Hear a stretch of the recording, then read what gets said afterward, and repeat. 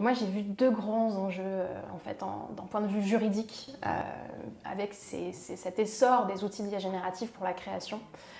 Les deux grands enjeux que j'ai vus, c'est on est en train de se réinterroger sur ce que c'est que créer. C'est quoi la création? Et d'un point de vue juridique, quand on traduit ça juridiquement, c'est sur quoi est-ce qu'on va aller octroyer un monopole d'exploitation.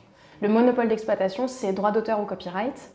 Et en fait, le monopole d'exploitation, c'est pour récompenser un effort créatif. Alors, en général, l'effort créatif, il est humain.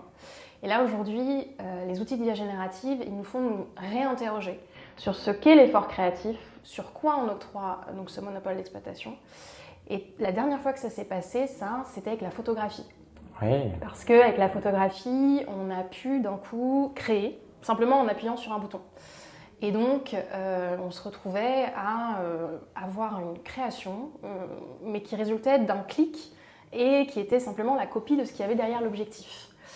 Donc en droit, il y a eu énormément de débats parce qu'on se demandait vraiment, mais quel est l'effort créatif là-dedans? Et on a eu, au fil du temps, des jurisprudences qui sont venues nous expliquer que l'effort créatif dans la photographie, c'est le choix de la mise en scène, le choix des lumières, la pose du modèle, le choix de l'appareil aussi, les objectifs, etc., les retouches.